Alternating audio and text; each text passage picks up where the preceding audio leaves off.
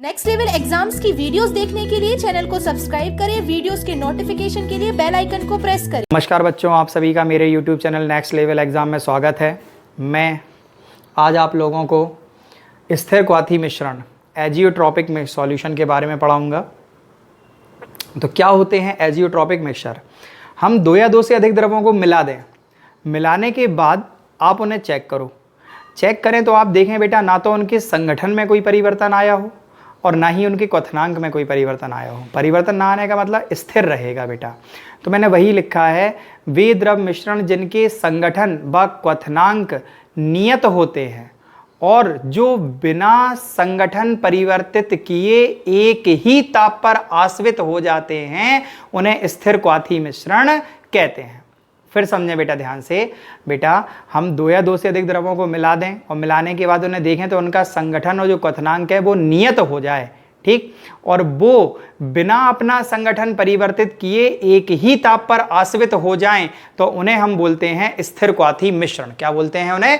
स्थिर क्वाथी मिश्रण। बेटा वे द्रव मिश्रण जिनका संगठन व क्वथनांक निश्चित या नियत होता है और जो अपने संगठन में बिना परिवर्तन के एक ही ताप पर आश्रित हो जाते हैं, बेटा उन्हें हम बोलते हैं स्थिर क्वाथी मिश्रण। एजियोट्रॉपिक सॉल्यूशंस क्या होते हैं बेटा? ध्यान सुनो बेटा, ऐसे लिक्विड मिक्सचर जिनका कंपोजिशन और बॉइलिंग पॉइंट कांस्टेंट होता है, ठीक है, और जो अपने कंपोजिशन में विदाउट चेंजिंग एक ही टेम्परेचर पर डिस्टिल्ड हो जाते हैं बेटा, उन्हें हम बोलते हैं एजियोट्रॉपिक सॉल्यूशन। बेटा ऐसे लिक्विड सॉल्यूशन जिनका कंपोजिशन और बॉइलिंग पॉइंट कांस्टेंट होता है और जो अपने कंपोजिशन में विदाउट चेंजिंग एक ही टेम्परेचर पर डिस्टिल्ड हो जाते हैं, बेटा उन्हें अपन बोलते हैं एजियोट्रॉपिक सॉल्यूशन। ठीक है, एजियोट्रॉपिक सॉल्यूशन जो है बेटा वो दो टाइप के होते हैं। जो हमारे एजियोट्रॉपिक सॉल्यूशन है बेटा दो टाइप के होते हैं। कौन कौन से?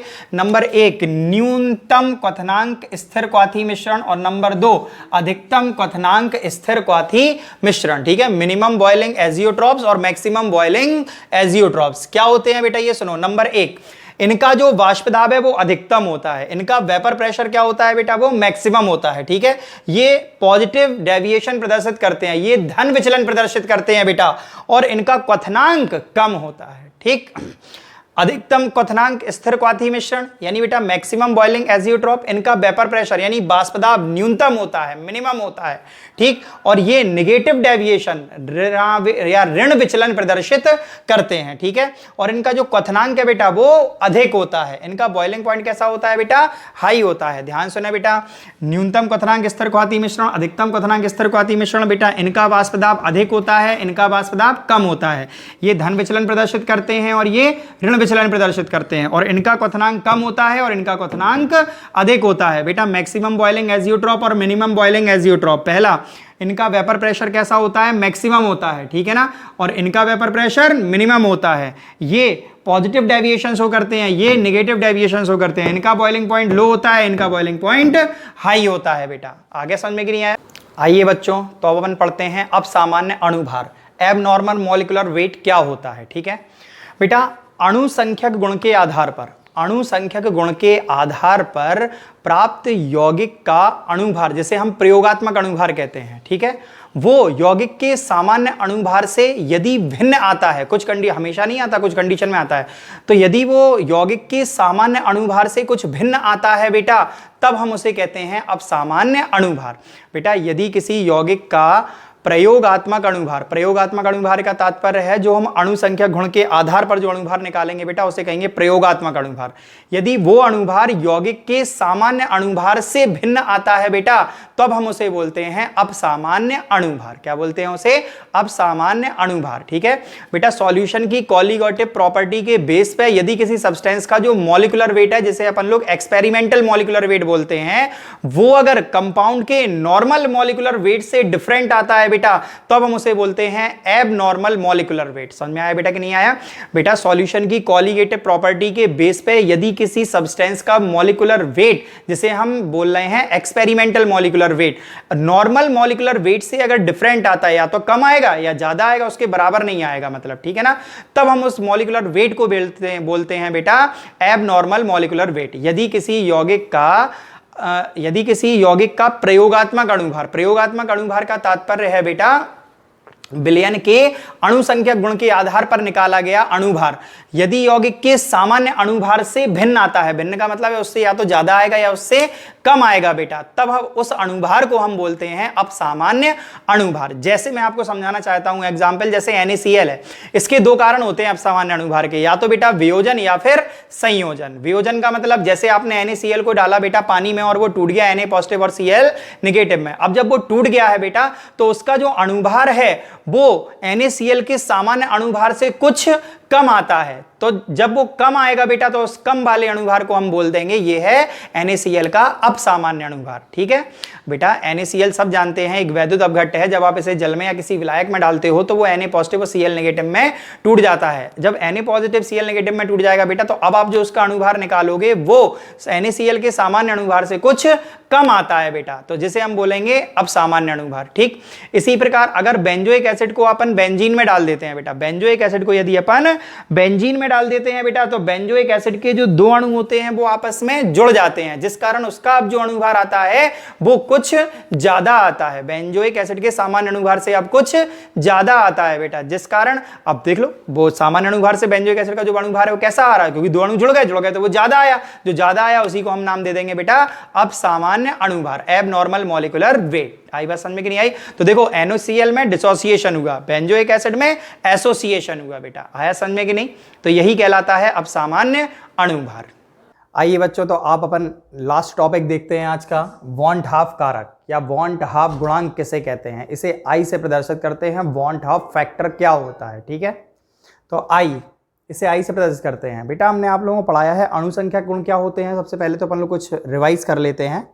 हमने आप लोगों को अणुसंख्या गुण के बारे में बताया था बेटा कि वे गुण जो विलय के अणुओं की संख्या पर निर्भर करते हैं, किस पर निर्भर करते हैं, विलय के अणुओं की संख्या पर निर्भर करते हैं, विलयन के अणुसंख्या गुण कहलाते हैं। बेटा विलयन के वे गुण जो विलय के अणुओं की संख्या पर निर्भर करते हैं, विलयन के अणुसंख्या गुण कहलाते हैं। अब आप एक छोटी सी बात जरा ध्यान से समझिएगा, एक्चुअल में होता क्या है कि दो क्रियाएं होती हैं। आपने विलय पदार्थ डाला, जैसे NaCl को डाला तो वो किस में टूट गया, Na पॉजिटिव और Cl नेगेटिव में, ठीक है, तो ये क्या हो गया, वियोजन। या जैसे मैंने बताया था बेंजोइक एसिड को आपने बेंजीन में डाला बेटा तो उसके दो अणु आपस में क्या हो गए, जुड़ गए, तो वो क्या हो गया, संयोजन। अब यहां पे आप क्या करोगे कि जैसे आपने NaCl को डाला, समझे, तो NaCl का 1 मोल डाला तो ये क्या टूटा, Na पॉजिटिव और Cl नेगेटिव। अब यहाँ पे आप अणुसंख्या गुण का मान कितना ले रहे थे, 1 मोल, ठीक, लेकिन अब ये टूटा तो 1 मोल Na पॉजिटिव बने और 1 मोल Cl नेगेटिव बने, तो अब कितने मोल हो गए, 2 मोल, लेकिन आपकी नजर में अभी कितना मोल है, 1 मोल है। तो देखा आपने पानी में जब डाला तो उसका क्या हो गया, वियोजन हो गया, वियोजन की वजह से अब कितने मोल बन गए, 2 मोल, ठीक। ऐसे ही आपने बेंजोइक एसिड लिया था, क्या लिया था, बेंजोइक एसिड, बेंजोइक एसिड को डाला तो बताया दो इसके दो अणु कंबाइंड हो जाते हैं, बेंजोइक एसिड का होल ट्वाइस। अब यहाँ पे आपने कितने अणु लिए थे बेंजोइक एसिड के, 2, तो आपके अनुसार मोल कितने थे, 2, और अब जब इसका संयोजन हो गया, जुड़ गया, तो मोल कितना गिना जाएगा इसके लिए, 1, क्योंकि दोनों अणु आपस में जुड़ चुके हैं, तो अब मोल कितना हो गया, 1। तो देख रहे हैं आपके वियोजन हुआ और दूसरे में संयोजन हुआ। तो ऐसा करने पर क्या होता है बेटा, जो मान होते हैं इनके, जो प्रायोगिक मान है, इनकी वैल्यू अपनी नजर में चेंज हो जाती है। अब इसी को अपन लोगों ने अब सामान्य अणुभार, जो इससे पहले मैंने पढ़ाया है उसमें मैंने आपको यही चीज समझाई थी। तो यहाँ पे क्या हुआ, क्योंकि ये किस पे निर्भर कर रहा है, वही है अणुसंख्या गुण का प्रयोगात्मक मान, ठीक है, जो प्रयोगात्मक मान आया बेटा वो, और अणुसंख्या गुण का सामान्य मान, जो सामान्य मान है वो, उसके अनुपात को ही हम बोलते हैं बेटा वॉन्ट हाफ कारक आई। बेटा अणुसंख्या गुण का प्रयोगात्मक मान और अणुसंख्या गुण के सामान्य मान के अनुपात को ही हम बोलते हैं बेटा वॉन्ट हाफ फैक्टर आई, वॉन्ट हाफ कारक आई, ठीक है। कॉलीगेटिव प्रॉपर्टीज की एक्सपेरिमेंटल वैल्यू और कॉलीगेटिव प्रॉपर्टी की नॉर्मल वैल्यू के रेशियो को बेटा अपन लोग बोलते हैं वॉन्ट हाफ फैक्टर आई, ठीक है ना। The ratio of experimental value of colligative property and normal value of colligative property is known as the van't Hoff factor i, ठीक है। अब मैं आपको बताता हूं वॉन्ट हाफ फैक्टर अन्य फॉर्मूलों में अपन किस तरीके से अप्लाई कर सकते हैं, ध्यान से देखिए।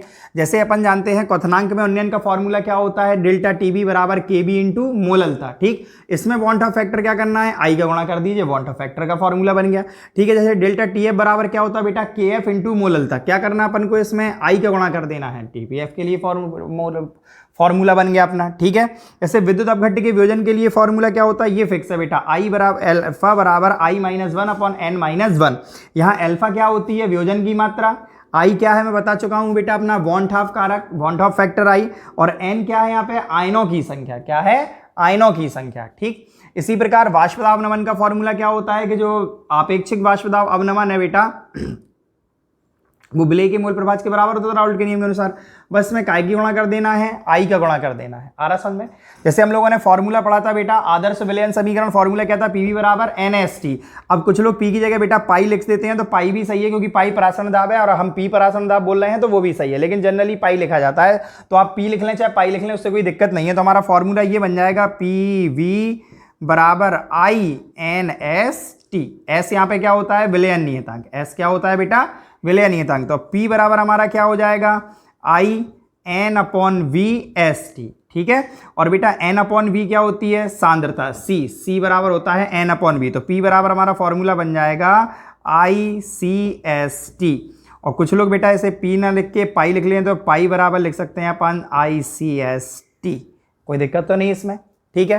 अच्छा, एक जरूरी बात अपन लोग जान लेते हैं, यदि वॉन हाफ फैक्टर आई की वैल्यू 1 आ रही है, इसका मतलब बेटा कि जो सामान्य मान है वही हमारा प्रयोगात्मक मान होगा। इसका मतलब ना तो उस कंडीशन में बेटा वियोजन हो रहा होगा और ना ही उस कंडीशन में संयोजन हो रहा हो। बेटा ना तो उसमें वियोजन हो रहा होगा और ना ही उसमें संयोजन हो रहा हो। ठीक है। अच्छा, यदि आई की वैल्यू 1 से ज्यादा आ रही है, यदि आई की वैल्यू 1 से ज्यादा, देखो कैसे, यहां 1 था और यहां पे क्या हो गया, देखो ये 2 मोल बन गए थे, तो आई की वैल्यू कैसी हो गई, 1 से ज्यादा हो गई। 1 से ज्यादा होगी बेटा, इसका मतलब क्या हो गया कि जो हमारा वियोजन है वो हो रहा है। आई की वैल्यू अगर 1 से ज्यादा आ रही है बेटा, इसका मतलब वियोजन हो रहा है, और इसी प्रकार आई की वैल्यू अगर 1 से कम आ रही है, इसका मतलब बेटा वहां पे संयोजन हो रहा है। वहां पे क्या हो रहा है, संयोजन हो रहा है। आगे सबको समझ में?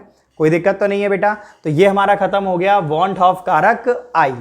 ये मेनली किसकी वजह से होता है बेटा, संगुणन या वियोजन की वजह से, एसोसिएशन या डिसोसिएशन की वजह से होता है। अब अपन लोगों को सीखना है बेटा, मैं कुछ इंपॉर्टेंट क्वेश्चन पढ़ा रहा हूं जो ऑब्जेक्टिव्स में आते हैं, जिन्हें आप देख के समझ के हल सॉल्व कर सकते हैं। कैसे, आइए देखते हैं। जैसे मैंने आपसे कुछ विलयन दे दिए, जैसे मैंने कहा बेटा 1% ग्लूकोज विलयन दे दिया। कौन सा दे दिया, 1% ग्लूकोज विलयन दे दिया। ठीक है, या मैंने आपको दे दिया NaCl विलयन है। ठीक, मैंने आपको दे दिया MgCl2 विलयन है, और एक दे दिया AlCl3 विलयन है। और इनमें पूछ लिया जाए कि किसका परासरण दाब सबसे ज्यादा होगा, परासरण दाब सबसे ज्यादा होगा, या क्वथनांक में उन्नयन, क्वथनांक में उन्नयन, एलिवेशन इन बॉइलिंग पॉइंट, या हिमांक में अवनमन, हिमांक में अवनमन सबसे ज्यादा होगा। ठीक है, तो इसका एक मैं सीधा सा कॉन्सेप्ट सिखा रहा हूं। इसमें आयंस क्या है, 0 है, यानी इसका एक ही मोल एक तरीके से। इसमें आयंस कैसे बन रहे हैं, एक Na पॉजिटिव और एक Cl नेगेटिव। यहाँ पे आयंस की संख्या क्या हो रही, 2, यहाँ पे क्या है 0। MgCl2 बेटा सबको पता है कैसे टूटता है, Mg डबल पॉजिटिव और 2Cl नेगेटिव। तो यहाँ पे आयंस कितने हो रहे हैं, 2 पॉजिटिव और 1 नेगेटिव। नंबर ऑफ आयन हो रहे हैं बेटा यहाँ पे 3। ऐसी बेटा AlCl3 सबको पता है, AlCl3 कैसे टूटेगा, Al ट्रिपल पॉजिटिव और 3Cl नेगेटिव। तो 1 नेगेटिव 3 पॉजिटिव, कितने हो रहा है 4। तो बेटा नंबर ऑफ आयन जिसमें जितने ज्यादा होंगे उनके लिए इन तीनों का मान उतना ही ज्यादा होगा। तो हमारे लिए यहाँ पे हमारा जो ऑप्शन होगा बेटा वो होगा AlCl3। यहाँ पे नंबर ऑफ आयंस की संख्या सबसे ज्यादा है, और जिसमें नंबर ऑफ आयंस की संख्या सबसे ज्यादा होगी बेटा वही हो जाएगा हमारा आंसर। मतलब परासरण दाब भी इसका सबसे ज्यादा होगा, क्वथनांक में उन्नयन भी सबसे ज्यादा होगा, और हिमांक में अवनमन भी सबसे ज्यादा होगा। तो इस प्रकार हम देख के बेटा सीधे बता सकते हैं कि किसके लिए किसकी वैल्यू कितनी होनी चाहिए। ठीक है ना, समझ में आ गया ये कॉन्सेप्ट? बेटा जो भी आपको पेपर में सॉल्ट दिए जाएं या विद्युत अपघट्ट दिए जाएं, आप उनका आयनीकरण करके देख लें और नंबर ऑफ आयंस देख लें, आयनों की संख्या देख लें कितनी ज्यादा है। जिसमें सबसे ज्यादा होगी बेटा उन्हीं के लिए इन तीनों का मान सबसे ज्यादा हो जाएगा।